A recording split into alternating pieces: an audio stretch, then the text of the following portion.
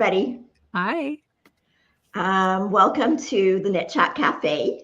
My name is Noelle, and this is my friend Kelly. And we are coming to you from Ontario in Canada, not in the same spot this time. No. I am actually up in Bala in Muskoka, and Kelly, you are? I am still in Courtright. So we're still in the same province, but we're about over 6 500 hours kilometers apart. Yes. Yeah. So very, I talk about how much I like snow. Well, let me tell you, I got it. And all of our snow is melting here, so that's a good thing. Some of it's melting here too, but it's there's a lot of snow. It's like when I went through the town, Bala, when I first got here, I thought, honestly, I could not see any of the businesses. That's how high the banks of snow are piled. I'm just like, if there's more snow, you're going to have to shovel this time, Noelle. Well, they have a service that comes to do the driveway, so I won't do the driveway. Yeah, I just won't go anywhere. I have enough yarn. I can make it.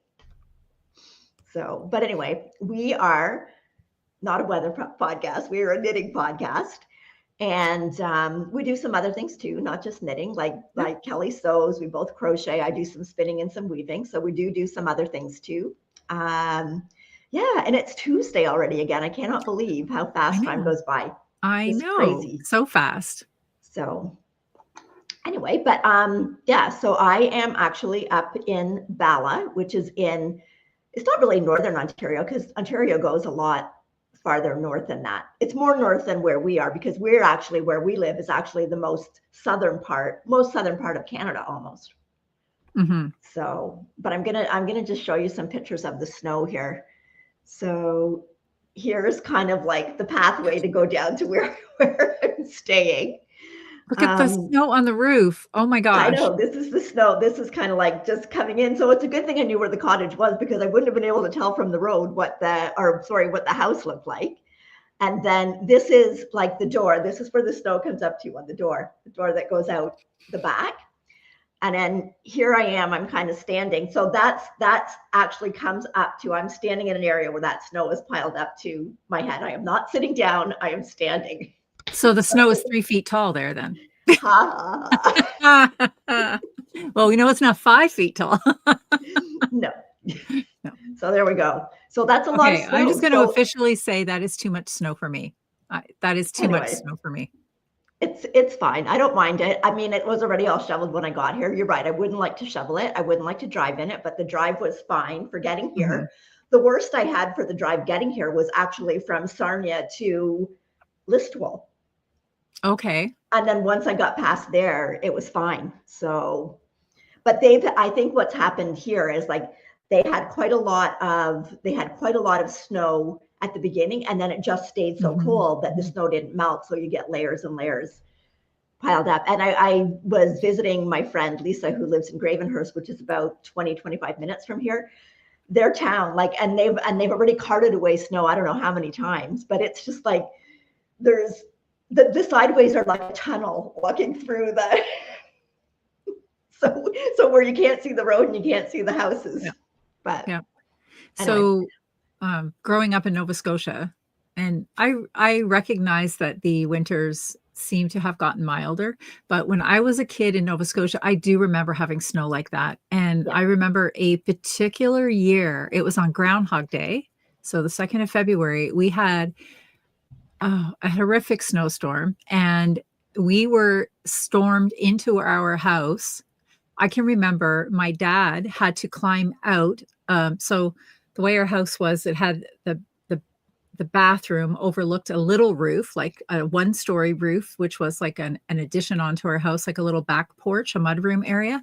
And my dad had to climb out the bathroom window and slide down that little roof into the snowbank so he could dig a trail to get to the garage where the snow shovels were, so he could dig us out, because the snow had drifted up and completely sealed in both doors in the house. And I can remember that. And we were a week without hydro, and that was only 4 miles outside of town. I can remember that. So, well, I know at the one storm here, the first storm that they had, that I think was 130 centimeters, and they had no power for a while. So Mhm. Anyway, I see that it's Nancy's birthday in here.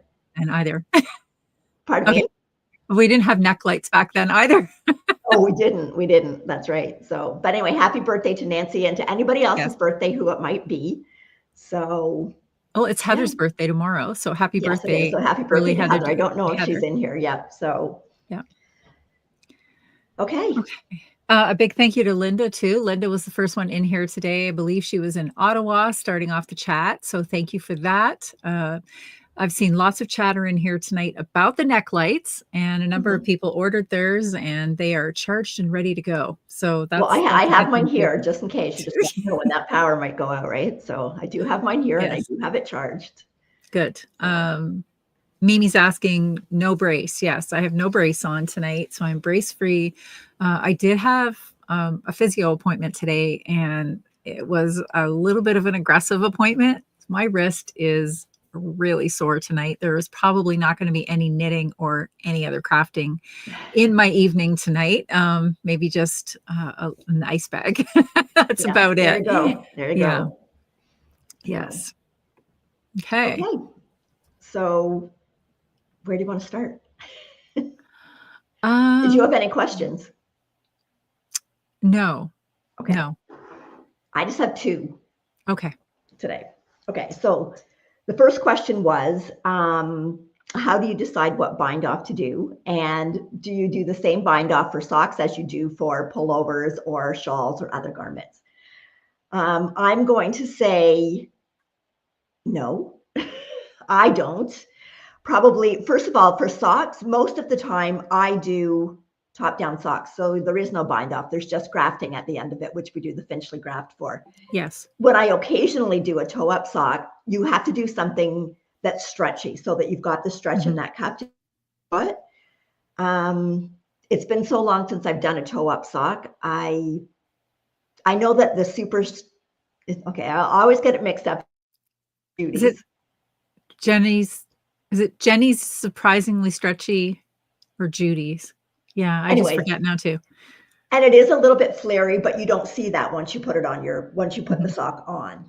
So, but as far as bind offs for other things, I really like the tubular bind off, but lately I've been doing an alternating cable bind off, which looks similar to a tubular bind off. Then it depends on again, it depends on what I'm doing. It depends on what the pattern calls for. Like if sometimes you've got a pattern that calls for just a straight knit edge, and that's for a specific look. So I don't know. There's lots of cast-ons and bind-offs out there. Excuse me. So if you don't like the one that this pattern specifically calls for, like you could look some of them up and just see what you like. But again, if it's a sock, you want to make sure that you have a stretchy bind-off if you're doing toe-up. Yes. I have fallen victim to the not stretchy enough bind off on a sock. For sure I have in the past. I have used, and it's Jenny. Jenny is the bind off, Judy's the cast on. So I have used Jenny's bind off. I will admit when it's not on, it does look like it flares a little bit, but honestly, when you put it on, it's fine.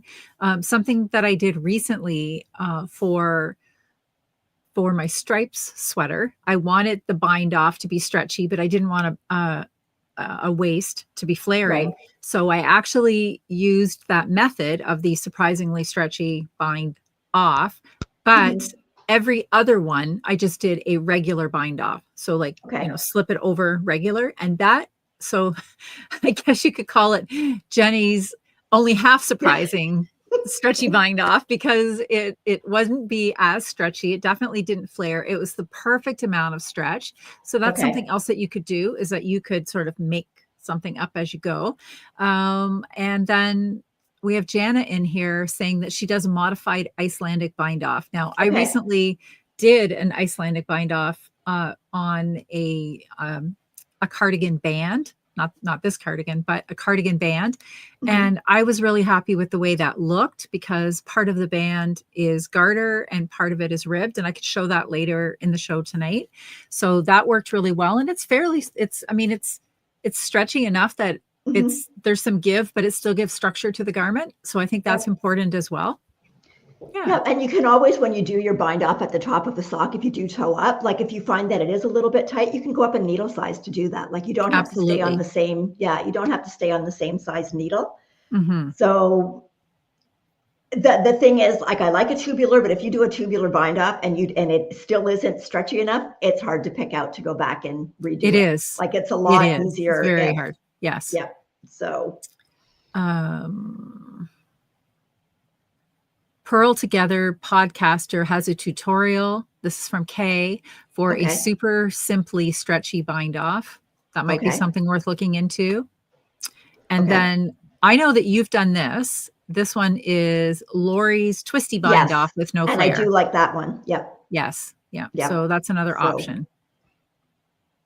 Yeah. And Nancy Wheeler recommends to do the Jenny surprisingly stretchy bind off without changing your tension.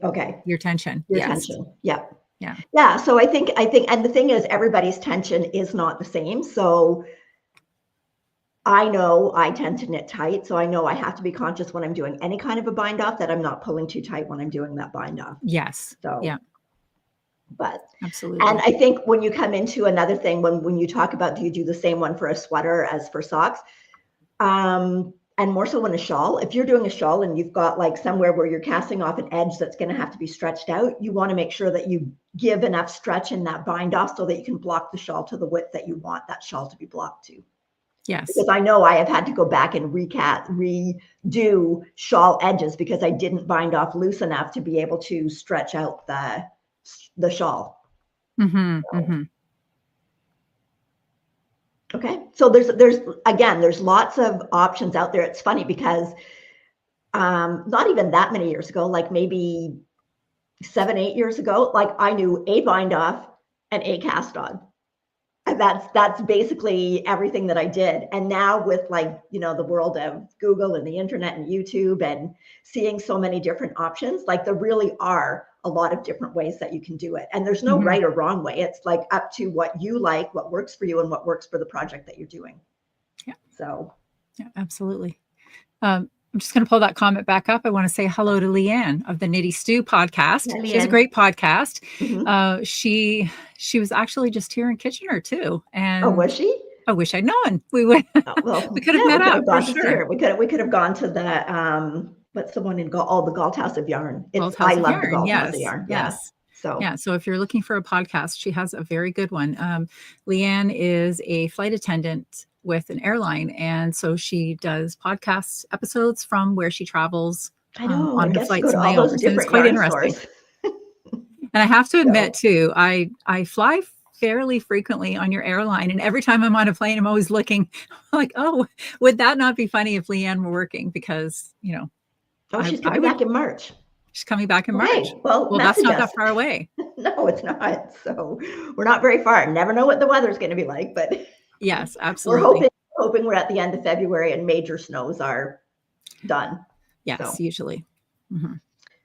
Okay, so the next question was, one moment. Alice is asking, since we're talking about socks, she is saying for toe up, Judy's or Turkish cast on. And I'm a hands down Turkish cast on. Yeah. That's my jam. I just like how easy it is. I find it, you hold your two needles together and you're wrapping yarn. There's no in and out of the needle. I find it so much easier. And I think it has a really clean cast on too. I like everything about that. So I'm pretty much, I would say 99% of the time I would do a Turkish. Yeah. Okay. So second question was about a viewer that has gotten cones and she's knitting from cones, but she wants to know what's a good way to hold that cone when you're actually winding off the cone onto your yarn winder. Like if you're winding off part of it. I know that cones are all different sizes. You can get some cones that are smaller, some that are the 500 gram cones that we get from Holst. I find the Holst cone, if I'm winding off, it will sit fine on the ground.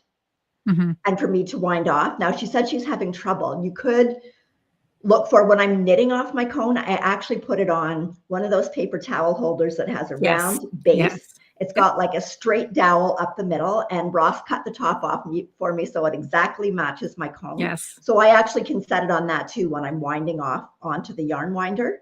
And I only wind off from the cone if I'm going to be knitting 2 strands, because I need 2 different strands, obviously, or if I'm going somewhere and don't want to take the whole cone with me. So, yes.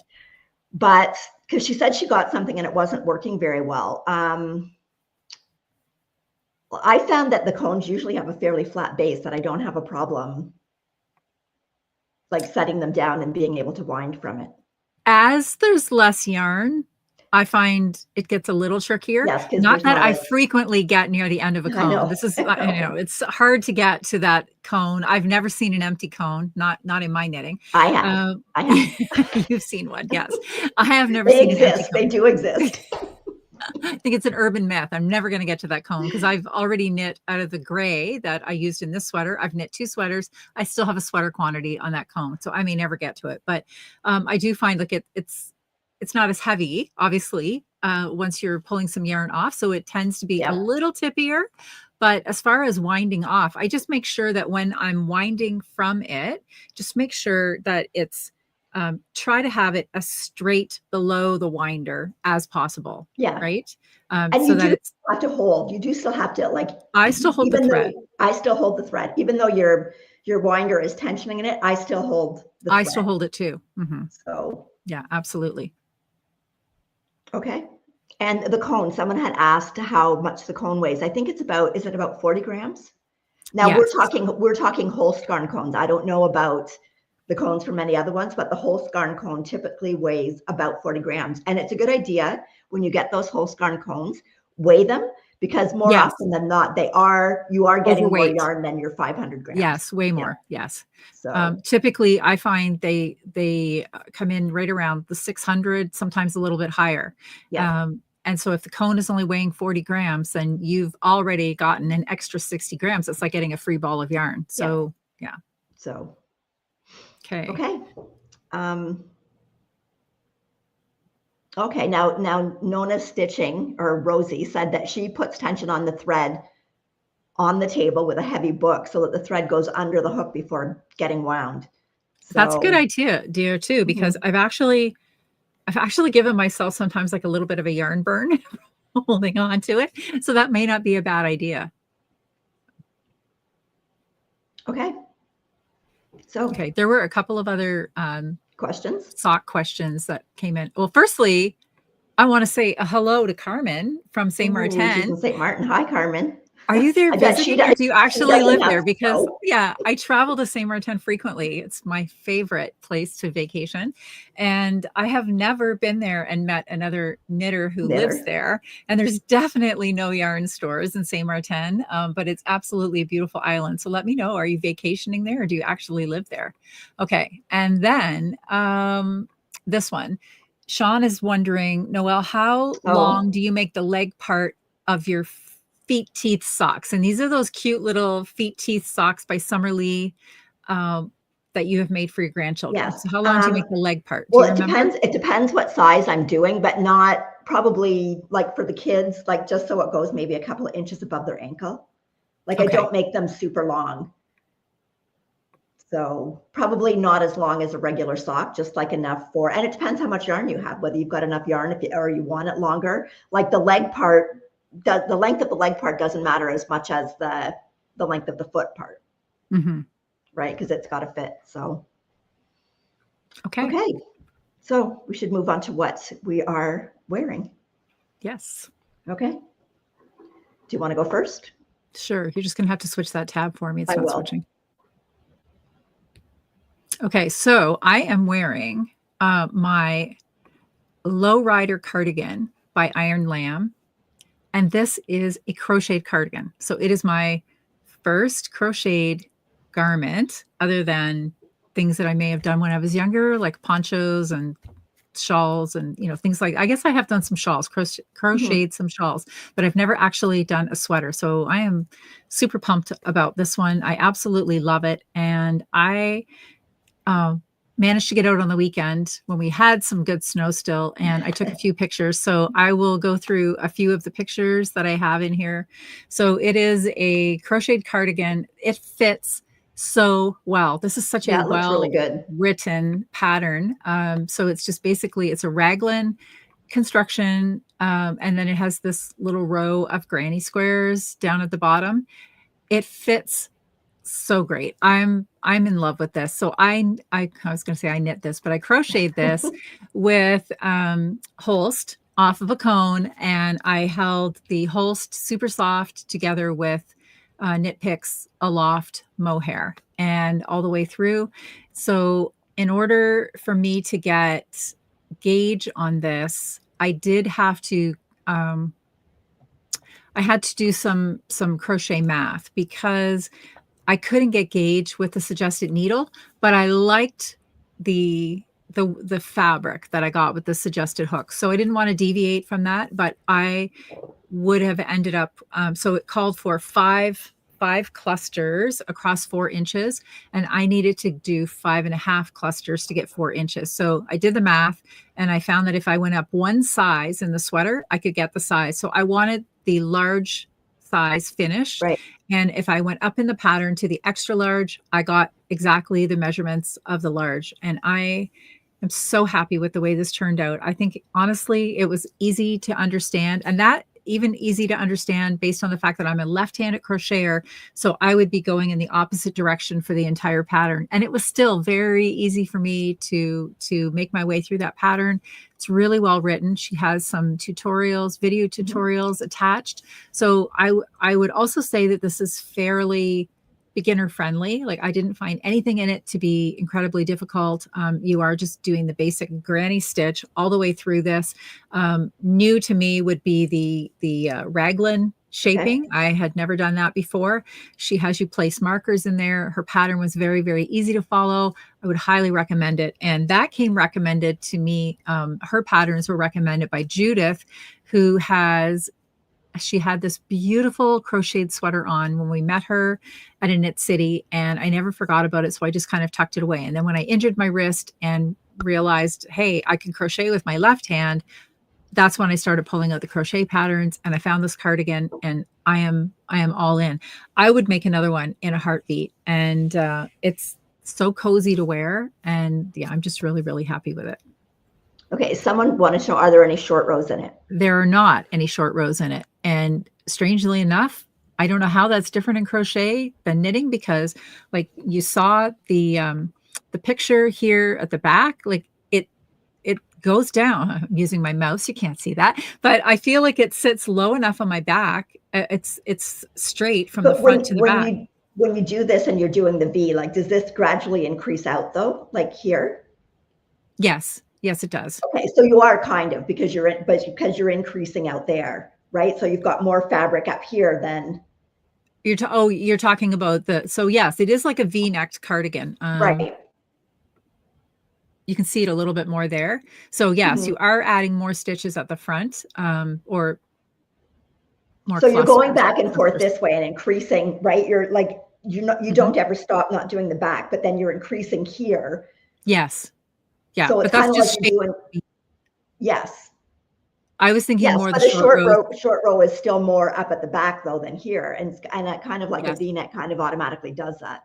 Yeah, I guess. Yeah, you're exactly right. That's true too. But honestly, it's a great fit. I highly recommend somebody to try it. And I think I'm going to wear this. I'm going to wear this so much. Yeah, I think you might. Yes, especially after your little trip here. So yeah, I didn't buy anything that would be suitable for that, but I have the whole scarf and I have lots of mohair. So yes. So Pauline is talking about the Jethro cardigan, which is it's similar but not similar. It's made up of granny squares sort of all over, but the sleeves, that's a drop shoulder, and the sleeves are knitted on, and the bands are knitted on, whereas this one is crocheted the whole thing. And honestly, I really, really love it. I want to make, she has a few other sweater patterns, and she's got a new one coming out too. And I definitely want to make, there's more crochet in my future. Let's just say that for sure. So yeah, there's a lot more patterns for crochet coming out for more garments and things than there used to be. So that's nice. Okay. And you? Okay. I am wearing the Shifty by Andrea Mowry. So this is a pattern that I did, I looked back to see the date that I did it. This was done in 2021, and it was, I guess we started the pandemic in 2020, right?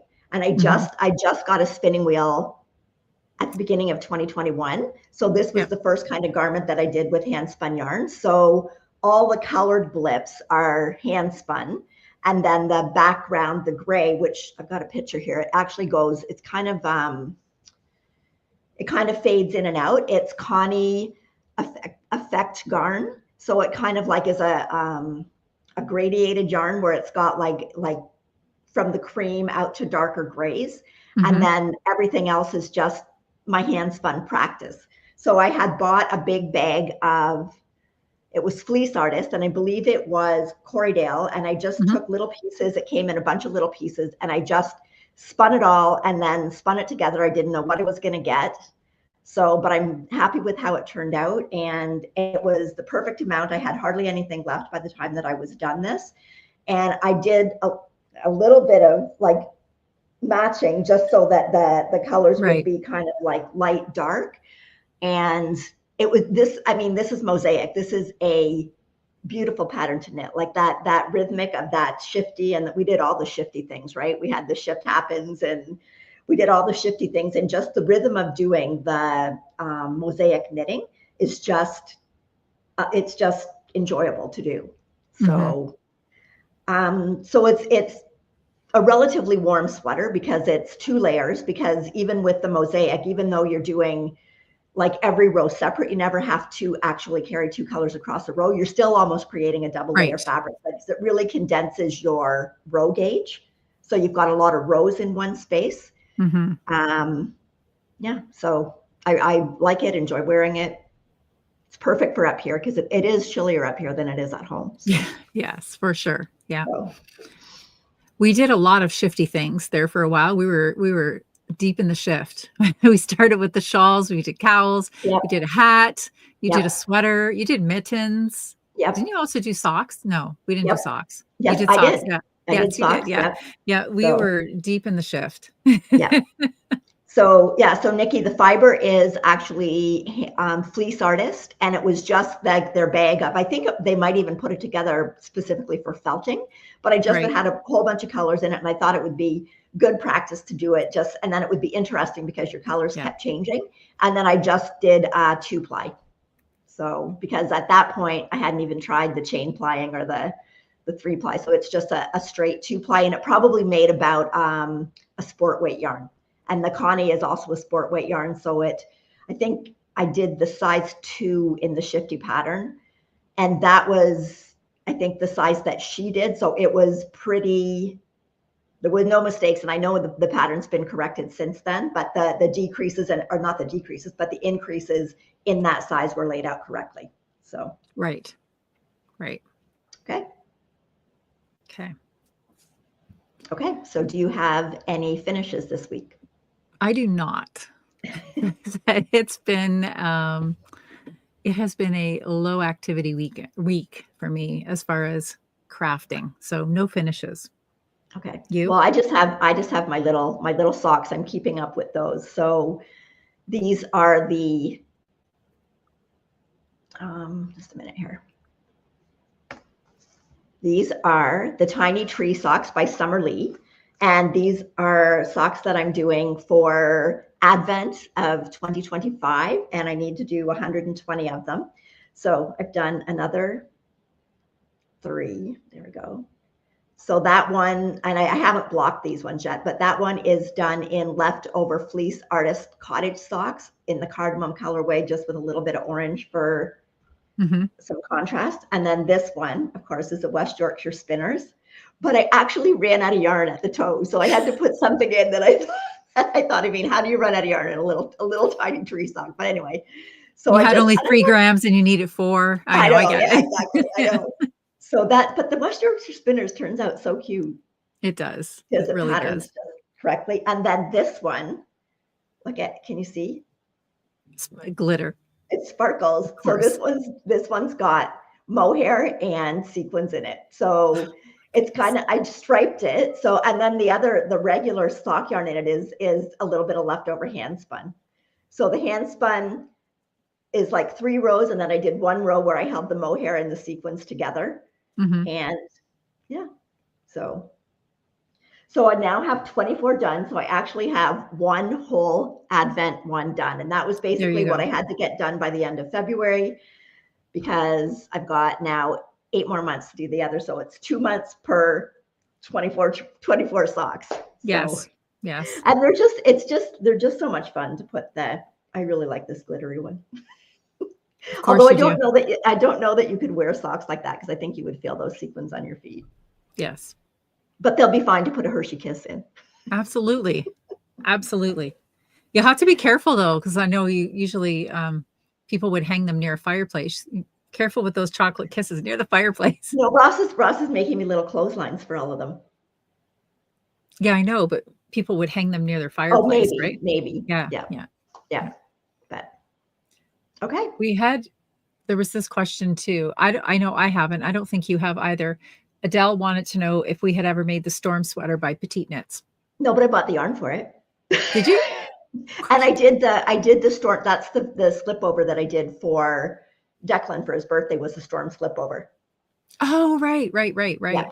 Yes. So I actually might even be casting that on before next week. Might be. So we'll get to that in acquisitions. Okay. Rosie says that you're giving her traumatic stress talking about Christmas socks already. Well, yeah, but when I have that many grandchildren and we need to get them all done, I don't want to have to knit 120 socks in November. And Bernadette wants to know, did you make any modifications to the tiny socks? I actually did. Did you really? Oh my gosh. I was going to say, what would be there to make alterations to? They're so tiny. Well, the heel was different. Like she went back, it was just different. She only does like 3 rows or 3 ridges in the heel flap, and I wanted 4. I don't know why. Just wanted a little bit more. And then I picked up a couple more when I did the pickup on each side of them. And I mean, that's all. I mean, and they don't I don't know, each one might be a tiny bit different, just depending on what I feel like doing at the time. Right. But I think if you just do the pattern the way it is too, it'll turn out fine. So, okay. Do you have any whips? Yes, whips I have. Okay. I've got a couple that I worked on, but I have one that I want to talk about, so you can start. Okay.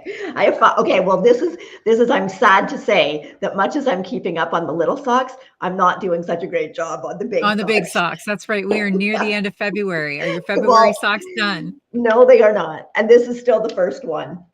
Oh, but I did finish all the gusset on it. So I did finish all the gusset. So now I can take it with me.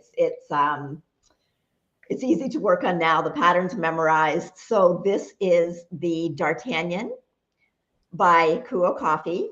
And this sock is done in West Yorkshire Spinner's signature 4-ply in the Pacific colorway. And I just can't say how much I love how the texture shows up with the West Yorkshire Spinner's yarn. Do I have to put a restriction on you and tell you that you can't cast on anything new until you get these socks done? Well, you can say whatever you want, but I don't know how you're going to enforce it. Well, maybe I need to challenge you and say, I bet you can't finish them by, say March 5th, right? And then I know that you would. I can finish them by March 5th. Okay. I might have to not sleep for. Anyway, I am enjoying them. I'm going to have to go back to saying, okay, I have to do so much every morning before I can move on to other things. So yes, maybe I'll do that. So we'll see. But anyway, so these are a pair for, these ones I think are actually going to be Ross's socks. So again, they do take time because they are 84 stitches around to compensate for the cables pulling the pattern in. Yes. But then you do decrease once you get down to the sole. So the sole only has 36, which is half of what I would normally do for a man's sock. But then you still have the 42 stitches on the insole. So, but now that I'm just doing the cables on the front, it's going a little faster. Like the cables all around take a little bit of time because they're every other row. So it's not even like it's, 4 rows and then a cable. They're every other row. And I do need to do a cable needle because these stitches are so small, and with the sock yarn, it's just too easy to lose the stitches. So I do use a cable needle with it. Mhm. Okay, March 5th. Okay, got that. Put it down. Gonna mark it down. Okay. Okay, challenge accepted. Okay, good. Oh, and I want to say a special hello to Baja Queen, who's back in here tonight. She is an 18-wheel driver. We have not seen you for a while. She drives all across the country, and so she ends up watching us on replay. But it is so nice to see you here. Well, have you here in person with us tonight, and glad that you're keeping safe and still out there doing those long hauls on those big roads. Careful. Be careful. Gosh, goodness. Okay. Okay. All right. Oh, what am I working on? Okay. Yep. So I started doing little bits of knitting again, as I said. So I pulled out the Elwood cardigan that I'm making for Miles that I had hoped to leave when I was in BC, and because of the injury didn't get finished over Christmas. But so I've pulled it out. I have finished off the, that looks good. Oops, you can't even see them. Hold on here. Oh, I finished off the bands. Okay. Still can't see them. What can I do here? Just a second. I have to wear this myself. Finish the bands. Isn't that a nice finish? Isn't that? It is a really nice finish. Did you do the Icelandic bind off on yours? Do you know what you did? Because that's what I did. I can't remember. Okay. Well, we talked about this a little bit earlier in the show, so I will bring it up again now. So this is what I was saying. So this is this particular sweater band is a garter stitch down the front, and then it switches over to a shawl collar in the rib. It's a really nice pattern. This is the Elwood cardigan. Actually, I do have a banner for it. I'll pull that up. Jenny Wee. And is this the one that goes in all sizes? I've kind of forgotten now. Yes, it goes up to adult, and it starts like right at newborn. Right. So when you buy this cardigan, you can make this one for everybody in your family, and it's a lot of fun. I'm using the Barocco vintage yarn, which is a worsted weight to do. So anyway, here's what I did. I did the Icelandic bind off. I don't want to drop it in my drink, but you can see here what a nice edge that gives. It gives like a nice rounded edge, and then it very smoothly transitions right into the rib. Yeah. So that's a great bind off, I think. And as you can see, it's got stretch, but it also has structure. It's holding the position of that band really nicely. So this is, so I'm onto the sleeves now. I've started the sleeve. Oops, sorry about that. And hopefully I'll have this cardigan finished this week. And so this will be a finish next week. And then I'll just get some buttons on it. I've been sort of weaving in things as I go, so I don't have any of that not too much of that to go back and do after the fact, but I do really like it. I could see making this cardigan for myself. This would be cozy. I know. It would be a cozy cardigan. I would do it in the Barocco vintage. I would too. This is so soft and lovely. It would be a nice cardigan for around the house. You don't have to worry. You can throw it in the washer.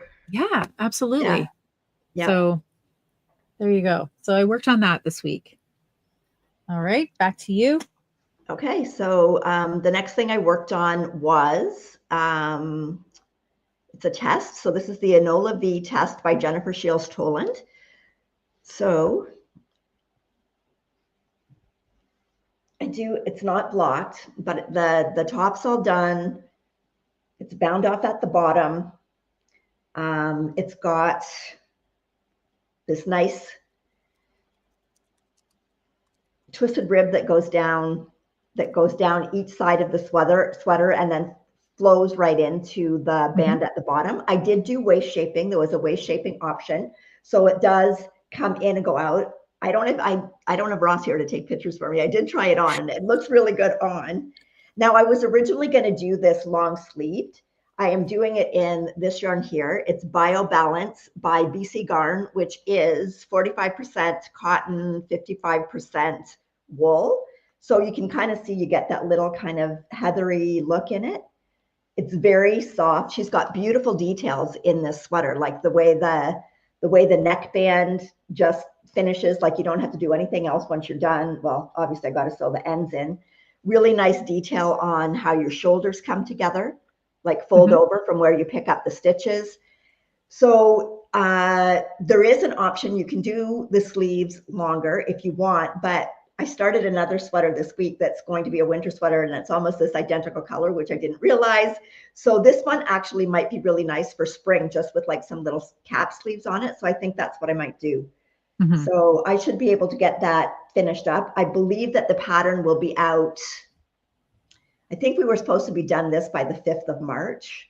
Okay. But sometimes things get done faster, but I will let you know. If I know by next week when it's going to be out, I will let you know, but I will have this finished by next week. And this yarn, I really like this yarn. It's really nice. Super nice.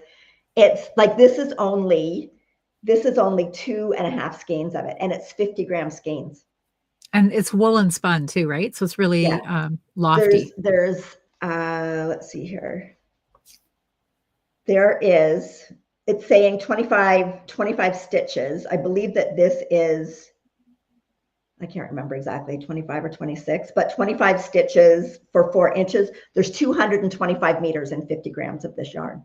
Okay. So like I said, this is going to be like wearing it in the spring and fall. Like, it's super light, because I will finish it with, I have enough to do the armbands with what I've got left of the 3rd skein. So it's not going to weigh more than 150 grams for the whole sweater. Very nice. This color is called Marsh, but I know it comes in a lot of other colors too. So I haven't used that particular one, but I've used the Samila Mélange by BC Garn, and it was so nice to work with. So lovely to work with. So I know there's some people in here that are doing the test too, and there's some beautiful versions that once the pattern comes out to see it. And like, I can see doing it as a long sleeve sweater too, but I've just moved on to, and we're going to get, like, honestly, this is February. When it comes to the warmer weather, I'm going to want some of that. So, yeah. Okay. Okay. Lauren was asking, did I do the Icelandic bind off for the rib part of that collar as well? I did. I just went all the way across using Icelandic bind off, which is a really nice bind off. I love that lovely rounded edge that it gives. And as I said, it does have some really good structure as well. So, okay. Heather says that she's just casting off the last arm cuff stitches of her Enola V right at this moment. Yes. So I better get moving. You better get moving. Yes. Okay. So the other thing that I worked on this week, I started these last Monday, I think, this is another. They look so good. They feel so good too. I know they do. This is the Indoorsy sock pattern. Well, sort of loosely based on. Let me just say it's loosely based on, because I've changed a lot of things in it. But anyway, this is a free pattern on Ravelry. You can get it. It's by Sonder Yarn Co. And what you do is you're holding a fingering weight yarn with a strand of mohair. And for the cuffs, I held these 2 colors together. This is Emma's Yarn mohair left over from my Love Note sweater. It's called Wish You Were Beer. I've used this, little bits of this in other projects too. So it's actually, it's like the ball that never ends. Okay. And then this is a skein that Natalie gifted me, so I'm not entirely sure. And then I've had this on my mind ever since I did the last Indoorsy socks, which I gifted away to my daughter. And I knew that I had this skein of yarn that I wanted to use. And this is the Biscoff yarns, and it's called Hudson Memories. So it's those colors of, excuse me, Hudson Bay Company. But the gold does match pretty good with this. And then I'm holding it with a strand of mohair. So Noelle and I, we said we weren't going to talk about this until we had an opportunity to use it. But now I've completed one sock, and Noelle, it's fine. So we're going to talk about it. Okay. This was a bulk order of mohair that we ordered. So this is how it comes. I'll just show you this because I still have it all here beside me. It's just these great big fluffy skeins of undyed mohair, and it's lovely. So we ordered 20 skeins of 50 gram, 20, 50, not 100 gram skein. There was 20, 50 gram skein. Yeah, I know, but usually mohair is in a 25 gram skein. I know. And so we have 20, 50 gram skeins.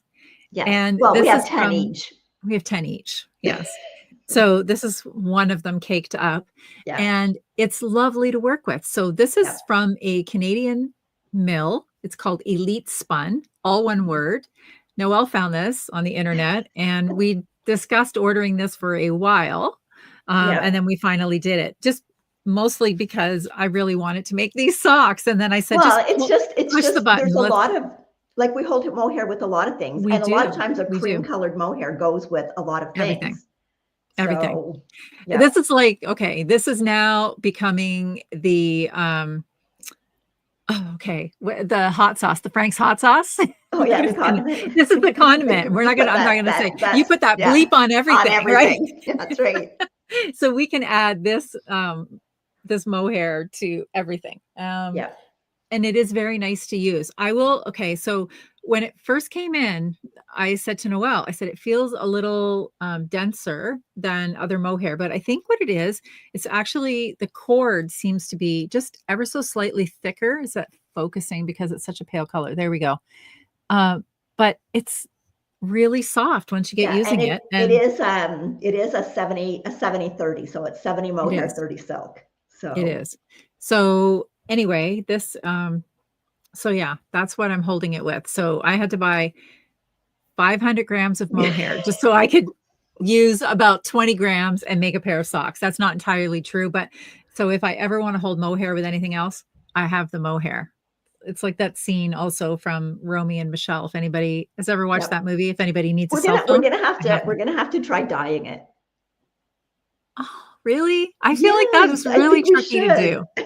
Okay, well, maybe we'll see. But until then, I will just be happy using it in its bare natural state. Well, there is the natural does go with a lot. Yeah, Leanne, you're right. It is on sale for $11.50 right now.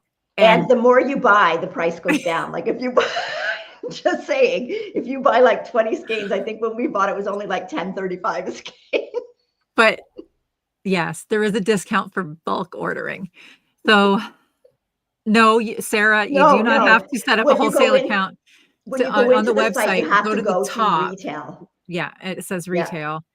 And we're sorry if anybody is just running now for mohair. We apologize in advance. It's a good thing we got ours before everybody orders. We cannot gatekeep on this. Okay, friends, this is too good of a deal and it's lovely. And, really, if I'm really stuck somewhere, I can use all of this mohair for a pillow. I have a whole bag of it. It's crazy. But it packs up really small because I've already vacuum packed mine. It packs up really small. So. Yes, yeah, it's a lifetime. No, Sue, I don't think it is a lifetime supply, but anyway, it's a great deal. So if anybody's interested in that, there you go. Cat's out of the bag on that one.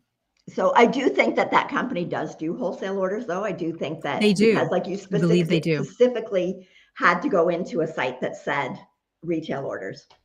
Yes, absolutely. So, and we had to order enough to get free shipping. Yes.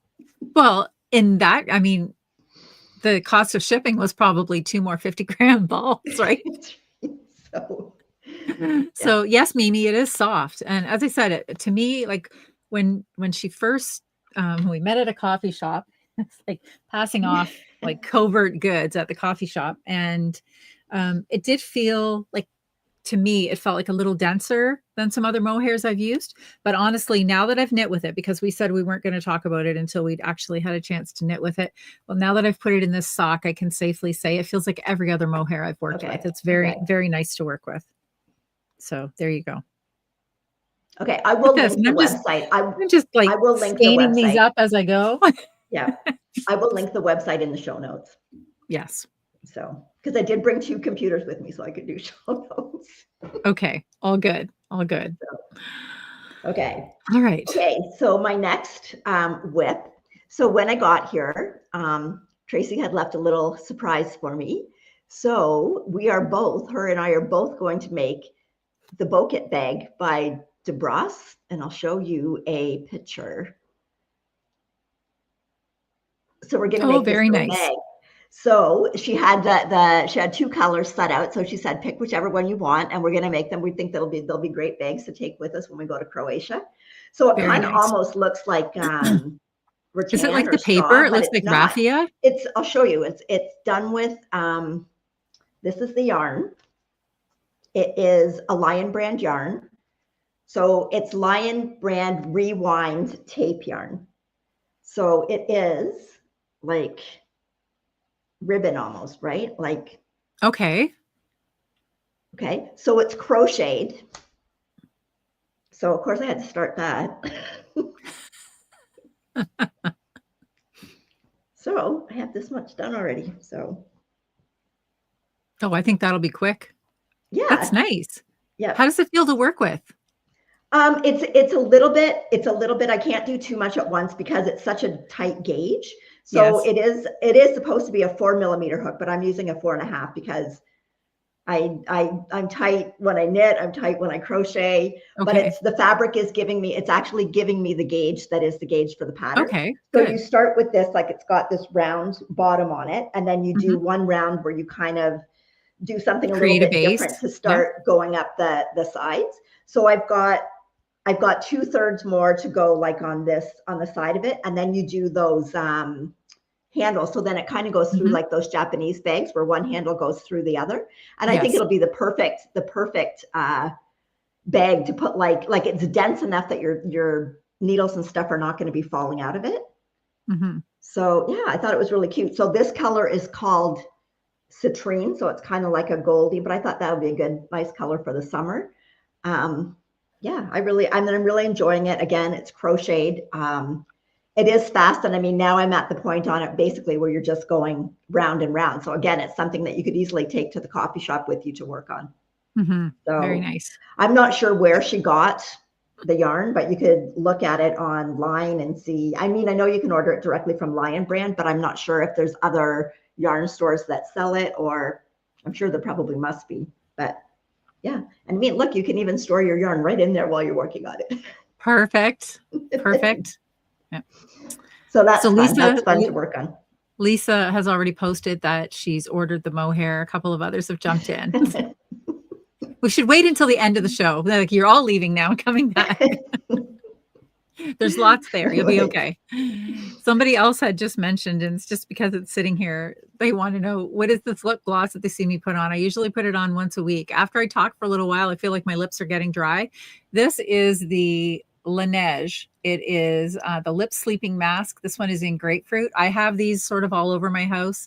These are kind of, these are an Amazon cult classic. They go on sale a couple of times a year, and I stock up. They last forever. I've never made it to the bottom of one of these either.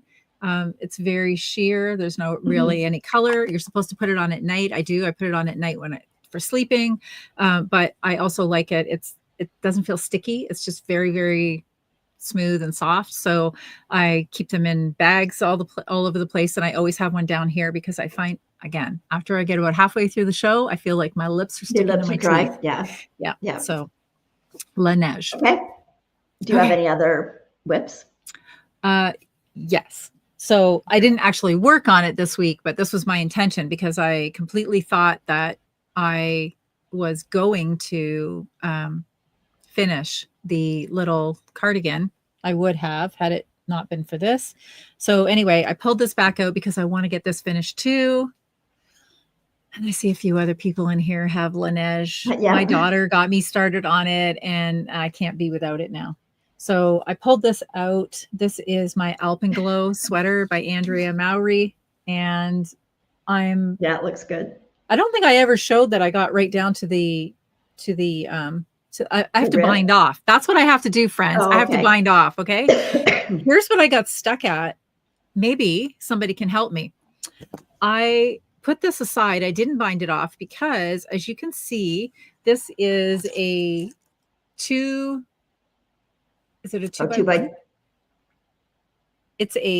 by 1? Sorry, a 2x1 corrugated rib, right? So I'm down to the bind off, and I don't know what to use as my bind off. That's what I'm stuck at. So it's knit 2, purl 1, knit 2, purl 1. I kind of looked at one work. That one would, having done that now. Yes. So here's what I did is I sort of went on a search on the internet. This was obviously back in December, because I didn't take this away on vacation with me when I got injured. So this is been sitting like this since December. And I did do a little bit of a search. I love this sweater. I'm just going to sit here like this with it for a while. I did do a little bit of a search on it, looking for a rib for a 2x1. if anybody else can find one specifically that is designed for a 2x1, good luck, because I think I did a fairly exhaustive search. Having said all of that, I was thinking about the sewn bind off, but that has to be even numbers. Like it has to be a knit two, or sorry, a knit one, purl one. So normally you would convert the stitches. Okay. So if I were doing a sewn bind off and I was doing a knit two, purl two, then you would do your final row would be a conversion where you'd be converting everything to a knit one, purl one, knit one, purl one, right? But when you're doing a knit two, purl one, and trust me, I don't know what it is. Like my math mind is usually pretty good about this, but I attempted it several times. It doesn't work. It does not work. You cannot convert those stitches to a 1x1 in any way, shape, or form. So what did the pattern say to do? The pattern doesn't say to do. That's the thing. The pattern did not say cast off. It says cast off. Bind off, or yeah. Okay. Bind off. Yes. So, but I'm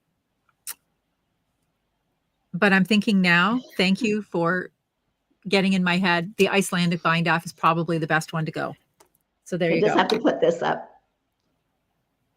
Oh, not this one. I hit the wrong one. This one.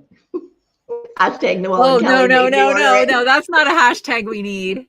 I know. And I've been trying to pay attention, and a few people have already said they've gone in and ordered the Laneige. I can link this for you, friends. I will link this afterwards too. Somebody's asking if it's the lip balm or the lip mask. This is actually the lip sleeping mask, but I do have the gloss too, or like the balm, and it works just as well. And actually it's in a more purse friendly container because it's in like a little squeezy tube, but I promise you we're a knitting podcast. I do. Okay. Sometimes, like I said earlier, we don't want to gatekeep on these good things. If these are things that we make good use of, we want to share.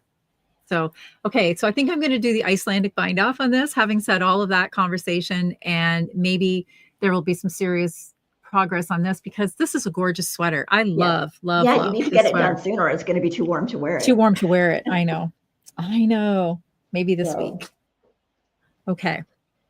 Okay. So my next whip is my Lauder by Rebecca Clow. Mm-hmm. And whoops, I'll just show you the pattern. Okay, so that's what the pattern looks like, and I am doing the V-neck cardigan version. The pattern actually comes, you get the V-neck vest. I believe there's a round neck vest. There's also the V-neck and the round neck pullovers, as well as I believe there's a round neck cardigan. So you get a lot of value, kind of like your toasted tee. You get a lot of value or a lot of different options in one pattern. So I am doing mine in Drops Daisy. So it is 100% non-superwash merino, and this is the cobalt colorway. And I have got the first sleeve about halfway, but I really want to, before I finish the whole sleeve, I really want to block it and see how much give I'm going to get in this before I decide the length that I'm going to do on the sleeve. So I really need to do that. But this yarn really, really shows off the stitch definition. Pattern. It does. Yeah, really beautifully. So this at the bottom of this one, so this is where I did that, the alternating cable bind off that looks very similar to like a sewn bind off or a tubular bind off, but you don't have to measure out the yarn. Like you can do it by, I've linked the tutorial for it before, but it's kind of like you do it by bringing your yarn around the back of the needle as opposed to around the front of the needle the way you normally would, but you don't have to. That was the only thing that the tubular bind off or the sewn bind off is having to measure off that length of yarn and pull it through all the stitches. Yes. That's kind of, so this, you don't have to do that. And I still really like the look that you get when you do that. So anyway, so like I said, I'm going to see if I can find, I think Tracy's got some things here. I can get this blocked and just see what kind of give I'm going to get on it, and then decide how long I'm going to do the sleeve on here. And also, no more enabling here, but that yarn happens to be on sale this week at Wool Warehouse too. If they have any. Remember, we looked last week and they didn't have any. I know, but I checked today for some of the colors. No, I didn't check that yarn, but I checked a couple of the other ones that I was looking at, and a few more colors have come back in stock. Okay. So, although I shouldn't have said that, because you all will like dive in there and buy them out from underneath me now. But anyway, so I'm going to check it out maybe tomorrow, one last ditch effort, and see if there's a few colors in. Okay. So. Okay. Do you have any more whips? No. Okay. I have one more. So this kind of like just took over this week. So on Saturday, there was an event in Bracebridge, which was like a girls' day out. So my friend Lisa and I went down to Gravenhurst, and then her and I drove to Bracebridge, and there was 6 or 7 stores that were involved, and one of them happened to be the Muskoka Yarn Connection. So we started up there. Imagine that. We started up there, and then we went to, there was a bagel place, there was like a skincare place, there was a candle place. There was a furniture store, which obviously I didn't buy any furniture to bring home, but I want to bring Ross there. But they also sold like spices and honeys and things like that there. So we had an amazing day, but our first stop at the yarn store, I'll show you just a picture of Lisa and I.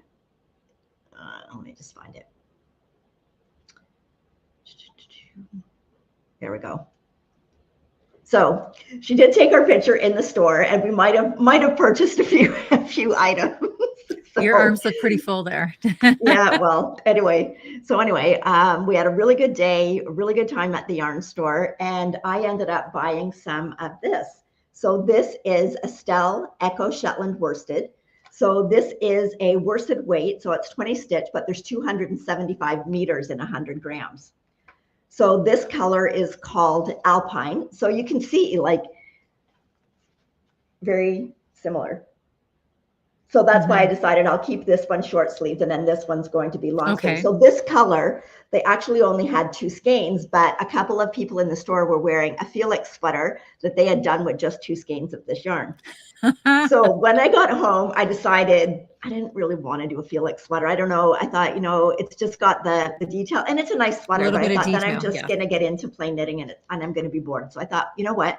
I don't really have a winter ranunculus, because the winter ranunculus that I did ages ago is not, it's super long, and it's not what I really wear. So I decided to do a ranunculus sweater. So I think I did put a banner in here. Oh, I thought I put a banner in here for ranunculus.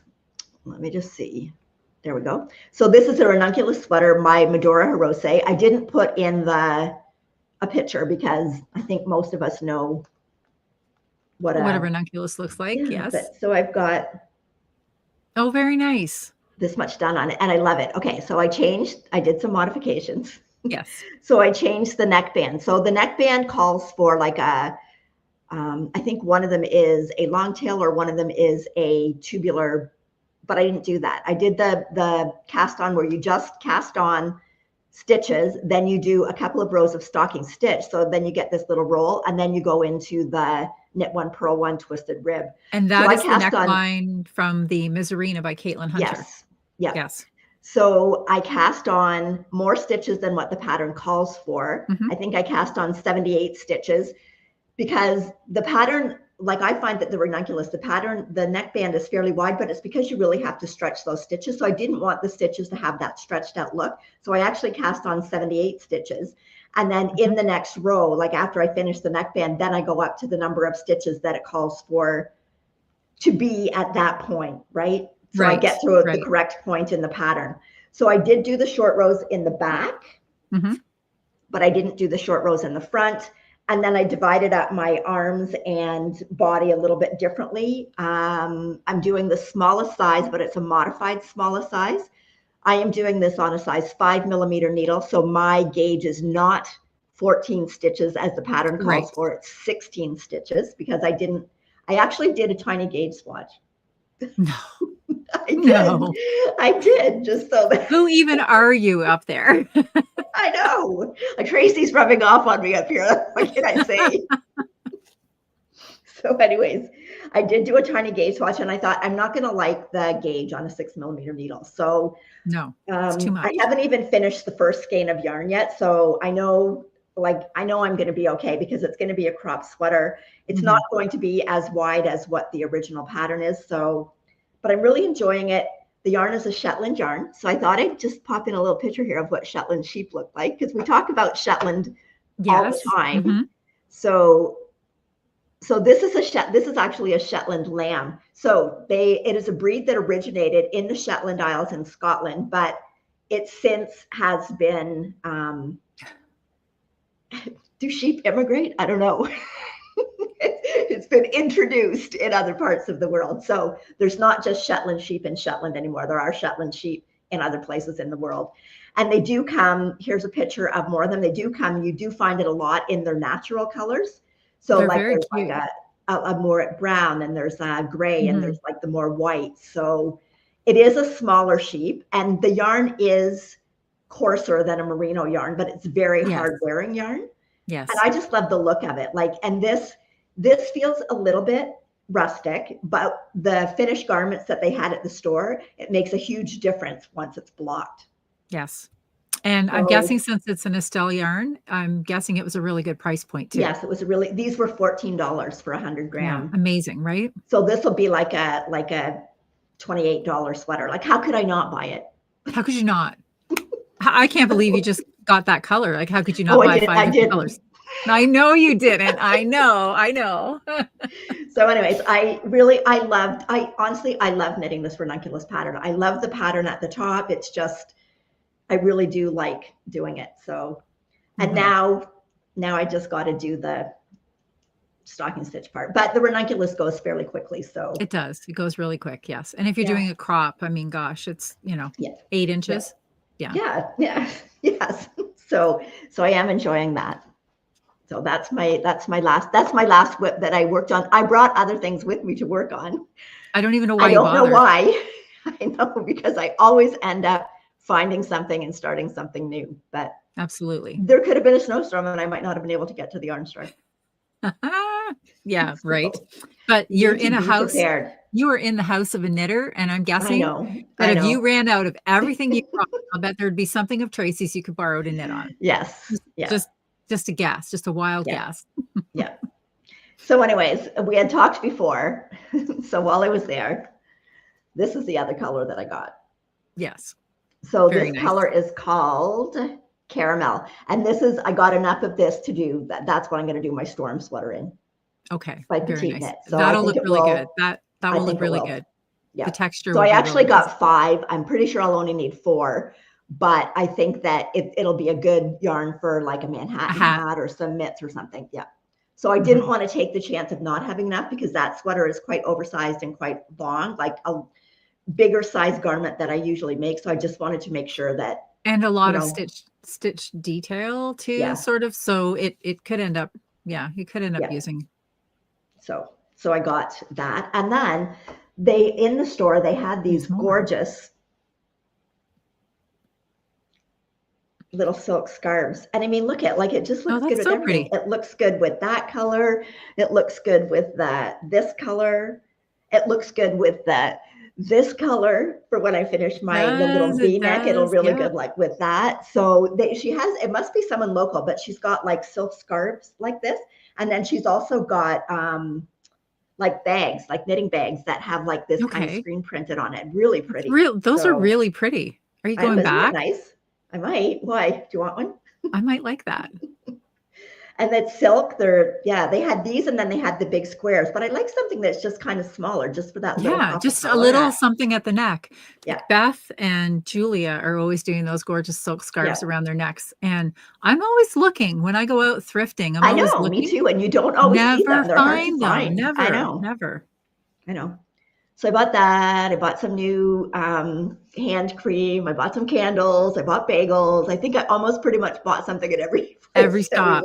Perfect. So you had a good girls' day out. We had a very good girls' day out. It was very really nice. Fun. Yeah. Very nice. So yeah. So did you buy anything? Nope. So I'm behaving. We'll see. Well, I'm behaving. So it was fun. Yeah. So I've been nowhere to buy anything. We went on Saturday. Okay, we did something that we haven't done in a long time. We went to a dance Saturday night, and we danced. I danced so much. We danced our butts off. We had so much fun. I mean, girlfriends and I, not my husband. He's Yeah. not much of a It's dancer. always the way it is. It kind of felt a little bit like going back to high school. You know, the girls, we were all up dancing and the guys were sitting at the table. But anyway, we had so much fun. We went out for a really nice dinner first, and then we went to this dance. And it was there were two bands, really good bands. It was country and Western, not my husband's favorite genre of music by any stretch of the imagination, but I loved it. And we had the best time. We had so much fun. And it just felt good to get out and do something like, I don't know. Yeah, good. A little bit different. And Yep. I love dancing. I love dancing. I love music. And it was just fun to get out with, get out with friends and have a really good evening. So that's what we did on Saturday. Good. Can you maybe switch that tab and we can talk about our Makealongs? I can.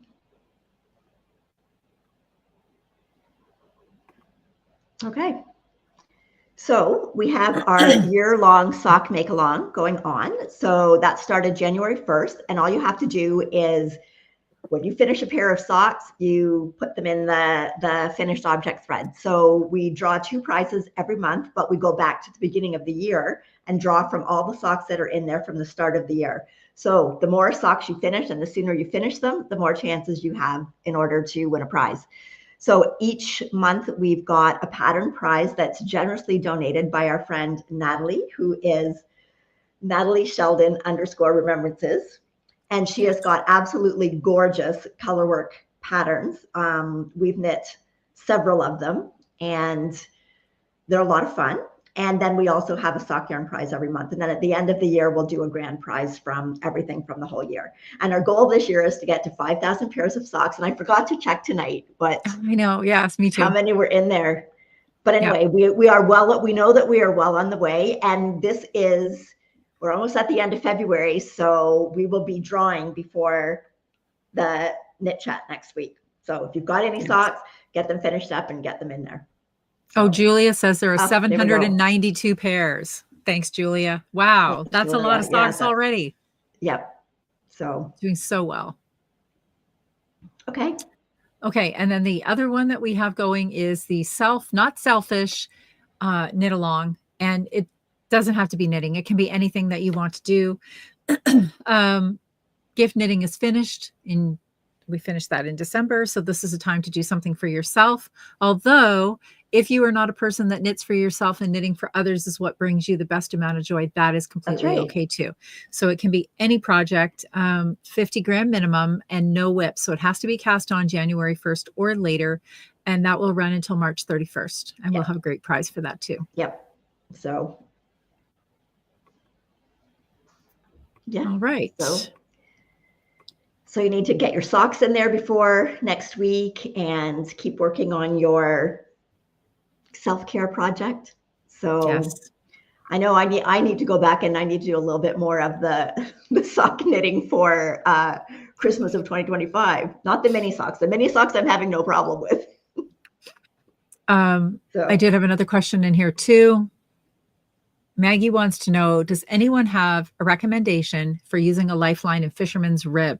She's finding that her lifelines are causing ridges when she's removing them. Oh. I don't have any experience with that. Sorry, Maggie. I think I've done it, but I don't think I've done fisherman's rib a long time ago, but I never put a lifeline in. So no, I knitted an entire sweater in fisherman's rib one time, many, many, many years ago. So sorry about that. I don't know. Maybe somebody else has. What are you using for a lifeline? I know that sometimes people suggest using dental floss. Dental floss. Just said that. Yes, if you use dental floss for a lifeline, because it's a lot finer and it's not going to really distort your stitches too much. So that might help. Yeah, a lot of people have said that. So yes. Yeah, just using something really, really thin, that should alleviate that. I mean, and the dental floss, you can even buy some of the brands that are flat. So, I mean, that should not be doing anything. Maybe you're using yarn instead of something like that. So embroidery floss are some other suggestions in there too. So, okay. Yeah. Okay. So I guess we're good for tonight. I have to clean up and apparently work on a pair of socks. Yes. So, Mickey wants to know, does anyone else use Knit Companion? Do you love it? Yes, Mickey, we use it. We couldn't we use live it all the without it. time.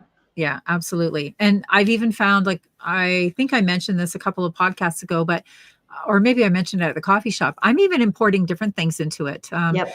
A quilt that I had made, I imported that in there because, or the runner that I had made, I pulled that in there because it converts, or sorry, it reads those PDFs, and I like to write on my patterns. So I have, for my iPad, I have the Apple Pen. And so when I have something pulled into Knit Companion, I make all of my notes in the pattern using my Apple Pen. So I really like that feature alone. There's so many great features. We could do an entire show about that. There's lots of people in here that are showing the love for Knit Companion. It's and you can fantastic. Anything for color work is amazing. With your finger too. You can write with your finger. It doesn't have to be with the Apple Pen, so you can just write with your finger. There's also a place underneath where there's notes. So if you don't even want to write, you can actually type in notes.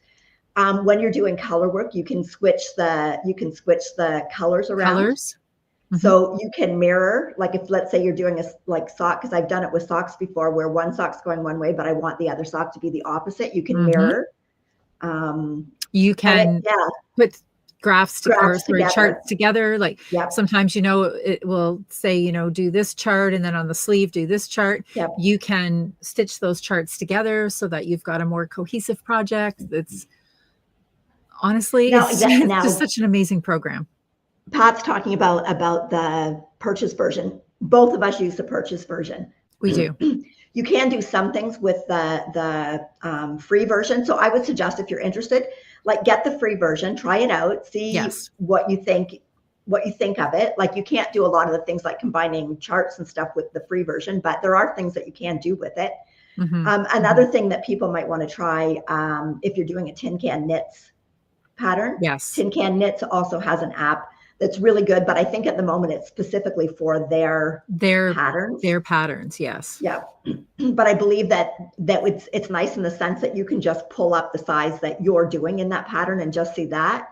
With Knit Companion, it's kind of a good idea at the beginning. You can go through and you can take your finger or your Apple Pen and you can highlight all the things that pertain to your size. Yes. Yeah. So, but yeah, I just, it's an automatic renewal for me every year. I can hardly imagine knitting without it. So I can't. And being for me, probably the best part is I could be working on something today and I put it down and I know where that spot in the pattern is, and I don't pick it up for 6 months. And 6 months later, that pattern is exactly where I left it. So it's not like, oh gosh, I don't know where I was on this project now. I can't figure it out. Knit Companion remembers. It does not let me down. Everything is right there. And it's like, if you've got a lot of projects that you're working on at once, well, they're all in there. So you don't have all those patterns printed off to. So. And Very Pink Knits on YouTube has a lot of tutorials on the Knit Companion. So I highly suggest that if you are just purchasing the pattern, if you're just using the app and you're just starting to use it, then I would suggest that you go on to Very Pink Knits and watch some of her tutorials. She explains everything really, really well. And I think you'll get a very clear understanding of the program. And that helps you to use it to its best advantages. Yeah, and like we talked about before, you can actually import video tutorials into it. So they're right at the bottom that you can actually access those without even going out of Knit Companion. And once you have your pattern in there, you don't have to be connected to the internet to access your pattern. That's right. That's another great thing. Yes. Yeah.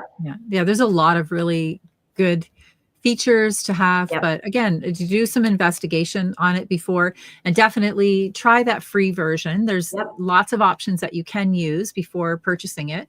And then, because I think I used the free version for about a year. Excuse me, is it on there? For about a year before I bought it. But then once I bought it, it just automatically renews every year. And I would not be knitting without it. Honestly, it just keeps me on track. So, okay. All right.